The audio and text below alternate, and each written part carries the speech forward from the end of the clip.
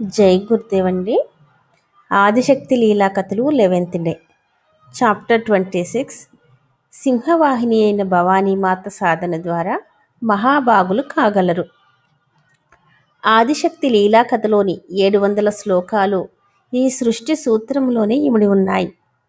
అఖిల సృష్టికి చెందిన ఆరోహ అవరోహణముల అన్నింటిలోనూ, ప్రతి ఒక్క సంఘటనా క్రమములోనూ, అంతెందుకు జీవితము జగత్తుకు చెందిన ప్రతి కణములో కూడా ఈ దివ్యగాథ ధ్వని ప్రతిధ్వనులను వినగలము. ఆదిశక్తి జగన్మాత గాయత్రి విజ్ఞానమూర్తి. ఆమె వేదమాత, జ్ఞానదాయిని కూడా. ఆమెలో భావాలను లయము చెయ్యడం అనే ఉపాసన ద్వారా లభించే ఆత్మీయ సాన్నిధ్యములో ఆమె విరాట్ స్వరూపము మనకు బోధపడుతుంది. ఆమెలోనే ఆలోచనలను లయము చేయటం అనే సాధన ద్వారా ఆమె యొక్క లీల రేఖామాత్రంగా కనపడుతుంది. మనస్సును కేంద్రీకరించి భగవతితో తదాత్మ్యము చెందగలిగిన వారే మహామాయి అయిన గాయత్రి లీలలను చూడగలరు. ఆమె లీలలను దర్శించగలిగిన వారు ఆమెను ఆరాధించటంలో తమను తాము మార్పు చేసుకొనగలరు. వారే వేదమాతను సకల రూపాలలోనూ చూసి ఆమెను సేవించగలరు. ఈ విధమైన ఉపాసన, సాధన, ఆరాధనలతో కూడిన త్రివేణిలో నిత్యము స్నానం చేసే సాధకులు త్రిపదా గాయత్రి రహస్యమును తెలుసుకొనగలుగుతారు. త్రిపదా గాయత్రి 3 చరణములు వాస్తవానికి శ్రీ దుర్గా సప్తశతి యొక్క 3 చరిత్రలే అనే సత్యమును కూడా వారే అనుభూతి చెందగలుగుతారు. గాయత్రి మహామంత్రంలోని 24 అక్షరములు శ్రీ దుర్గా సప్తశతి యొక్క 700 శ్లోకాలలో ఇమిడి ఉన్నవనే విషయంను కూడా వారు గ్రహించగలరు. వారు జీవితంలో కష్టకాలం వచ్చినప్పుడు, క్లిష్టమైన క్షణాలలోనూ వరదాయిని అయిన వేదమాత గాయత్రి తన భక్తులను దుర్గమమైన కష్టముల నుండి రక్షించటానికి దుర్గరూపమును ధరిస్తుందని కూడా వారు అనుభూతి చెందగలరు. పాలు నీరును విడదీయగలిగే విచక్షణాజ్ఞానం కలిగిన హంసను తన వాహనముగా చేసుకున్న హంసవాహిని అయిన గాయత్రీమాత ధర్మాచరణలో నిష్టను కలిగిన ధర్మమయమైన సింహమును వాహనముగా చేసుకుని సింహవాహిని దుర్గగా రూపుదాల్చి ధర్మమునకు కష్టములను కలిగించే అసురీ శక్తులను నాశనము చేయగలదు. ఈ జగత్తు పైన, జీవితము పైన ఆపదలను కలిగించే క్రూర కర్మలతో వినాశనము కలిగించే దుష్టశక్తులను ఆమెయే నిర్మూలించి వేయగలదు. గతంలోకి వెళితే క్రీస్తు శకం 1965, క్రీస్తు శకం 1971 సంవత్సరములలో పాకిస్తాన్ మన దేశపైన ఆక్రమణ జరిపింది. అప్పుడు యుగద్రష్ట, యుగావతార స్వరూపులైన గురుదేవులు గాయత్రి పరివారికి చెందిన తన స్వజనులు, సంతానము మొదలగు వారందరినీ గాయత్రి మాతను దుర్గా స్వరూపంలో ఆహ్వానించమని ప్రబోధించారు. అదే సమయంలో గాయత్రి మహామంత్రమును క్లీం బీజముతో సంపుటీకరణ చేసి జపించమని కూడా సూచించారు. పరమపూజ గురుదేవులు ఆనాడు చేసిన మార్గదర్శనము ఇప్పుడు కూడా అన్ని విధాల ఆమోదయోగ్యమైనది. ఆ రోజులలో వారు చెప్పినది అప్పటి అఖండ జ్యోతి సంచికలో చదవవచ్చు. ప్రస్తుత కాలములో కూడా దేశము, ప్రపంచము అనేక రకాల సమస్యలను ఎదుర్కొంటున్నది. వాటినన్నింటినీ సమూలంగా నశింపచేయటానికి వరదాయిని, హంసవాహిని అయిన గాయత్రి మాత తపస్సును స్వీకరించి సింహవాహినిగా మార్చవలసి వచ్చినా ఆశ్చర్యపడవలసిందేమీ లేదు. ఆమె పుత్రులు, పుత్రికలు, సేవకులు, సంతానము, భక్తజనము అయిన మనమందరము ఆమెకు వాహనములమే. వివేకపూర్ణమైన జీవనాన్ని గడుపుతూ సంపూర్ణమైన జ్ఞానమును, మోక్షమును ఆ తల్లి నుండి మనం కోరుకున్నట్లయితే మన స్వరూపమే హంస వలె ఉంటుంది. అలా కాక క్లిష్టమైన వ్యతిరేక పరిస్థితులతో పోరాడుతూ ధర్మం పట్ల స్థిరమైన విశ్వాసం నిలుపుకొని ధర్మమునే ఆచరిస్తూ దుష్కరమైన, దుర్దర్శమైన తపస్సును సాగిస్తూ ధర్మం యొక్క విజయం కోసము కఠినమైన సంఘర్షణకు లోనై మహాసంగ్రామం అనరిస్తూ ఉన్నట్లయితే కనుక మనం సింహరూపులమే అవుతాము. అప్పుడు ఆదిశక్తి వేదమాత సింహాలమైన మనలను స్వీకరించి సింహవాహిని అయి అపరిమితమైన సాహసమును, అనంతమైన శౌర్యమును, మహావిజయము అనే వరదానమును మనకు అనుగ్రహిస్తుంది. ఆ విజయము ఎవరో ఒక వ్యక్తికి మాత్రమే చెందదు. ఇది ధర్మమునకు లభించిన విజయం. వివేకమును ప్రసాదించే వరదాయిని అయిన గాయత్రి మాతను శౌర్య సాహసములను, కష్టములను ఎదుర్కొనగలిగే మంచి శక్తి సామర్థ్యములను ప్రసాదించమని కోరిన వారికి ఆదిశక్తి గాయత్రీమాత సింహవాహిని అయి దర్శనమిస్తుంది. అనంత రూపాలను కలిగి ఉన్నప్పటికీ ఆమె ఒక్కరే. గాయత్రి మహామంత్రము యొక్క 24 అక్షరములలో ఆమె 24 రూపములలో దర్శనమిస్తుంది. యుగద్రష్ట, యుగఋషి అయిన పరమపూజ్య గురుదేవులు భారతదేశం యొక్క మొట్టమొదటి శక్తిపీఠ రూపంలో బ్రహ్మవర్చస్సోద సంస్థానను స్థాపించేటప్పుడు విశ్వమాత 24 రూపములను ప్రతిష్ఠించారు. ఇక్కడ ఆమె తన మూల రూపంలో హంసవాహినిగా ఉంటూనే మహాసంకటములను నివారించటానికి గాను సింహవాహిని అయిన భవానీగా కూడా అవుతుంది. రూపములు ఎన్ని అయినప్పటికీ తన సంతానమునకు ఆమె తల్లి మాత్రమే. వరదాయిని అయిన ఆ తల్లి యొక్క సాధకులలో అత్యంత శ్రేష్ఠుడైన మార్కండేయ మహర్షి ఆమె దయను సంపూర్ణంగా అనుభూతి చెందాడు.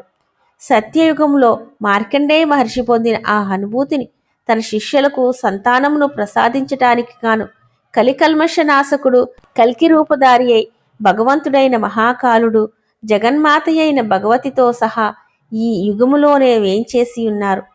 ఆ మహాశక్తిమంతుడు, ఆ మహాశక్తి వారిరువురు లోకయాత్ర ప్రత్యక్షంగా లేనప్పటికీ పరోక్షంగా ఆమె లీలాగాథ ఇప్పుడు కూడా జరుగుతూనే ఉన్నది. మధుకైటములను మహిషాసురుని సంహరించటానికి ఆమె ఇప్పుడు కూడా పరమశివునితో కలిసి సన్నద్ధమై ఉన్నది. శుంభ నిశుంభులను వారి సమస్త సేనాపతులను కూడా నిర్జించడానికి ఆమె దృఢ సంకల్పంతో ఉన్నది. వాస్తవానికి ఈ లీలాగాథ ఆమెదే. అంతర్దృష్టి, యోగ దృష్టితో పాటు ఆధ్యాత్మిక శక్తి కలిగిన వారు ఈ సత్యమును వీక్షించగలరు, వినగలరు, అర్థం చేసుకునగలరు. శబ్దంలో ఎలా ఉన్నప్పటికీ యథార్థం ఏమిటంటే అదృశ్యంలో జరుగుతూ ఉన్న యుగ పరివర్తనకు చెందిన సత్యములే శబ్దరూపంలో వెలువడుతున్నాయి అనే విషయములను ఇతరులకు కూడా అర్థమయ్యే విధంగా చెప్పవలెను. ఈ సత్యం అనేది ఒక నాణెమైతే దానికి యుగ ప్రత్యావర్తన కారకమైన సృష్టి సత్యము ఒకవైపు ఉంటే రెండవ వైపు ఉన్న సత్యము సాధకులు. ఆదిశక్తి వేదమాత గాయత్రిని ఆరాధించే సాధకుల యొక్క అంతశ్చేతనలో ఈ సత్యములు వెల్లడవుతున్నవి. అందుచేత భ్రమలను తొలగించుకొని ధైర్యంగా ఉంటూ ఆదిశక్తి గాయత్రి యొక్క రహస్యమయ చరిత్రను పఠించండి. ప్రస్తుత కాలంలో ఆమె మనకు ప్రసాదిస్తున్న చక్కటి దృష్టితో వీక్షించండి. ప్రాచీన కాలంలో ఆమె దయతోనే మార్కండేయ మహర్షికి ఇటువంటి దృష్టి లభించింది.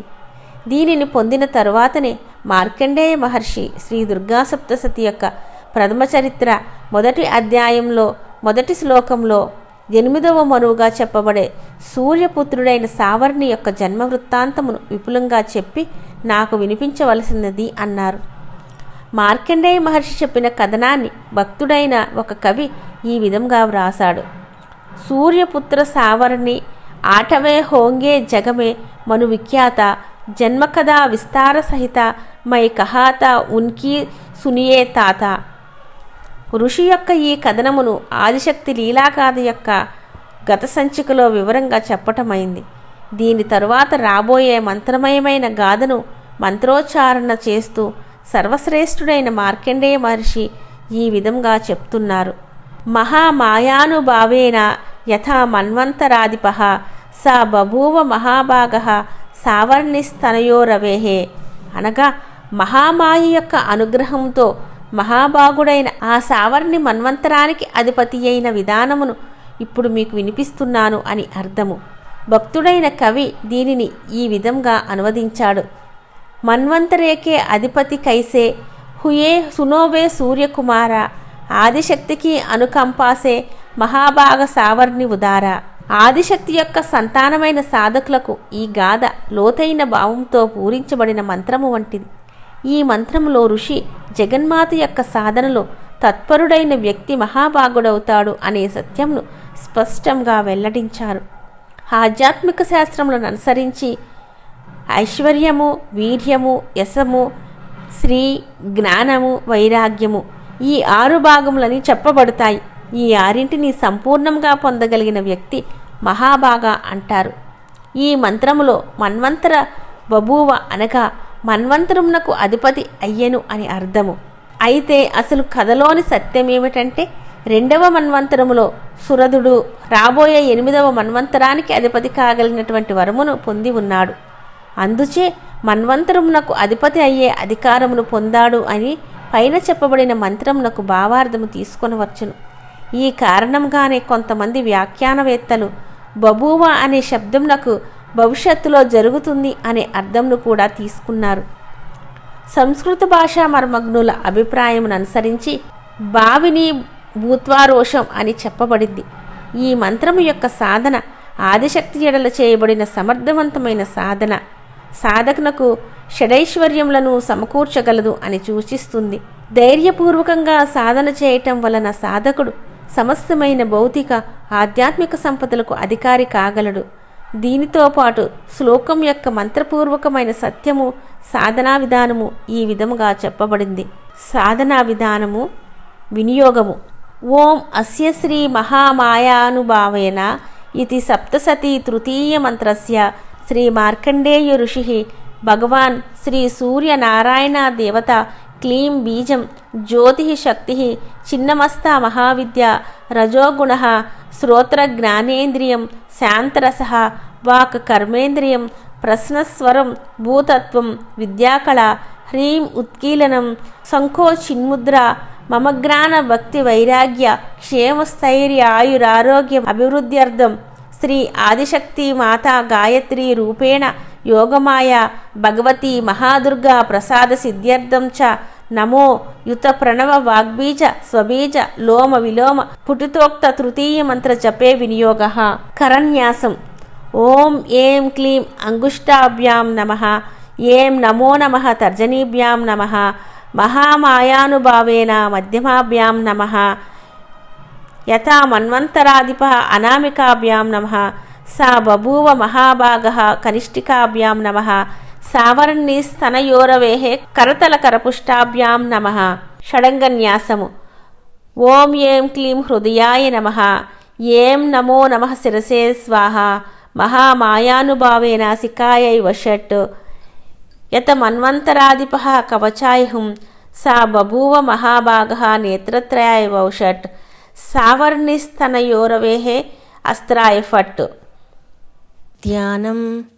భాస్వత్రత్నాఢ్యమౌళి స్ఫురదరరుచారంజితాచారుకేశో భాస్వాన్యో దివ్యతేజాః కరకమలయుతః స్వర్ణవర్ణాప్రభాభిః విశ్వాకాశవకాశో గ్రహగణసహితో భాతి యశ్చోదయాద్రౌ సర్వానందప్రదాత హరిహరనమితః పాతు మాం విశ్వచక్షుః విశ్వాద్యం విశ్వవంద్యం నిఖిలభయహరం పంచవక్త్రం త్రినేత్రం. మంత్రం. ఓం ఏం క్లీం నమః. మహామాయానుభావేన యథా మన్వంతరాధిపః సా బభువ మహాభాగః సావర్ణిస్తనయోరవేః నమో క్లీం ఏం ఓం. సహస్రజపాత్ సిద్ధి శక్రరాత్రిల కృతేన దశాంశ హోమః. పంచదార నువ్వులు నెయ్యిని కలిపి అందులో 10వ వంతు హోమము గాయత్రీ మహామంత్ర జపము 1000 సార్లు చేయాలి. గాయత్రీ విధానంను అనుసరించి అందులో 10వ వంతు హోమము. గాయత్రీ మహామంత్ర జప 10,000 గాయత్రీ విధానేన దశాంశ హోమః. అంటే 10 మాలలు గాయత్రి, 1 మాల సప్తసతీ మంత్రము. ఈ విధంగా 10 దినములు విధానం తరువాత ప్రతి ఒక్కదానికి దశాంశంతో హోమం చేయాలి. ఆధ్యాత్మిక ఫలశ్రుతి సాధనలో ఎదురయ్యే విఘ్నములు తొలగుట, ఆధ్యాత్మిక ఐశ్వర్యం చేకూరుట. లౌకిక ఫలశ్రుతి లౌకిక సంపదలు, ఉన్నత పదవులు ప్రాప్తించుట. ఆదిశక్తి జగన్మాత గాయత్రీమాత సాధకుల సముఖంలో ఈ విధంగా అనేక ఆధ్యాత్మిక రహస్యములు వెల్లడవుతూ ఉంటాయి. సాధనలోని గూఢమైన సత్యమును తెలిసిన వారికి ఎల్లవేళలా సంపూర్ణంగా నిష్కామపూర్వకంగా చేసిన సాధనయే సర్వోత్తమమైన అన్న సత్యమును తప్పనిసరిగా తెలుసుకొనవలయును. సాధన నిష్కామంగా చేసినట్లయితే చిత్తశుద్ధితో పాటు అంతశ్చేతనలో అనేక ఆయామములు ప్రకటీకృతము కాగలవు. ప్రాపంచికమైన సమస్యలలో చిక్కుకొని కష్టాలతో బాధపడుతుండేవారికి గాయత్రీ సాధనతో పాటు సప్తసతీ సాధన కూడా కలిసి చేసుకోవటం వలన బాధల నుండి కొంతవరకు ఉపశమనం కలుగుతుంది. తత్ఫలితంగా అతడు సహజంగానే తన మనోరథమును నెరవేర్చుకొనగలుగుతాడు. జై గురుదేవ్. జై హింద్. జై భారత్, జై జై మహాకాల్.